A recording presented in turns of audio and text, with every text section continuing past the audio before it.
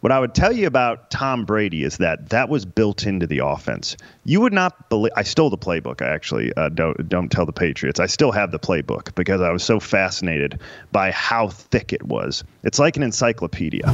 I want to switch up and talk about your favorite topic, Tom Brady. Bart Scott has come out with a statement that defensive players feared Peyton Manning far more than Tom Brady. Let's play the clip. For me, I'd much rather go against Tom Brady every day of the week than to go against Peyton Manning. That's how you feel. That's how I believe that's how everybody feels. Interesting. I like that. In the heyday, you never ever have I said. Let's also point out. I'm so afraid of Tom Brady. I'm going to agree. With him. I think players. I've heard this from many players, and I believe this. I believe players feared Peyton Manning. I believe defensive coordinators feared Tom Brady and the New England Patriots. Peyton Manning's choice to basically be his own offensive coordinator and exercise so much control over his offensive unit, defensive coordinators love that.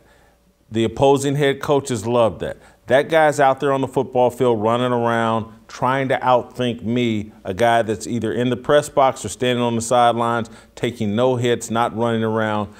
I can outthink Peyton Manning. Tom Brady bowed to Bill Belichick, whoever his offensive coordinator was, and just did his job. I think opposing coaches feared Tom Brady. I think opposing players feared Peyton Manning more than they did Tom Brady. Interesting take. I can see that. I will tell you that what Peyton did, he was a football genius. Nobody would argue that. You could watch a single one of his games and see that he was a football genius. He would come up to the line with 15 seconds left in the play clock. He'd change the entire formation. He'd finally get everybody set up. He'd call out 15 audibles, 3 different Omahas. Then he'd snap the ball with a half second left, and he'd run for a 3-yard gain. And you'd say, what was the point of that? And he'd be able to tell you, I just got us out of a 7-yard loss. Okay, we had the worst play for the worst defense. I saw it all come, and there was a 3-yard gain. That's a win for us. What I would tell you about Tom Brady is that was built into the offense. You would not believe. I stole the playbook. I actually don't tell the Patriots. I still have the playbook because I was so fascinated by how thick it was. It's like an encyclopedia. It was all built in. So if you've ever seen it, this is probably true. I haven't paid close enough attention in Tampa Bay. But the Patriots routinely called 2 plays. And this is because their entire staff, including Tom, who is a massive part of this game plan, they knew, based on tendencies and personnel and having played in the same division for so long with the same coaches and everybody, they knew, by all accounts, where on the field they were going to be needing certain plays and what the coverage and the defensive lineup was going to be against them. So they call 2 plays. And when you see Tom Brady come up to the line and he'd touch his helmet on both sides, he'd say, alert, alert. They just changed to the play for what was the secondary coverage. And based on that change, they have routes. They have routes on each side. They do it a little bit differently than you'd have it in a normal offense.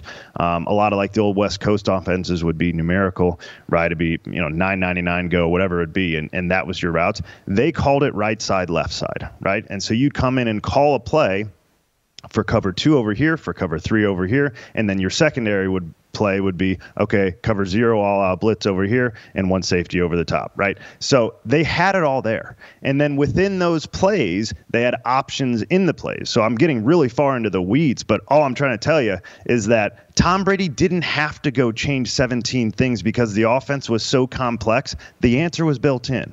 So I'm not going right. I'm going left. I changed the second play. Now I'm going right. And I'm going to the slot and not the outside guy. And the slot's got 3 options based on the coverage. And we're still going to get our 7 yards. And you don't need to see me come up with 5 different audibles and move the tight end to the other side and get everything set up. I'm just going to throw it over there. And that's a way more efficient way to go about it. I will tell you, I think Bart Scott, that was a 2.5 minute clip. We just played a small part of it. He actually talks about when he was in Baltimore, they had that amoeba defense. I think he got embarrassed by Peyton Manning a couple times. I think he wasn't very good at disguising his blitzes. I think he wasn't very good at playing the game that Ray Lewis was great at playing. I think he got busted a couple times. And there's nothing worse than having to go back into the film room when all your buddies know that you gave away the blitz and Peyton Manning ran right at where you were supposed to be and they went for a touchdown. It's because you were too stupid to disguise it. I think Bart Scott's got a little bit of a vendetta there because he got busted a few too many times, and that's where it comes from.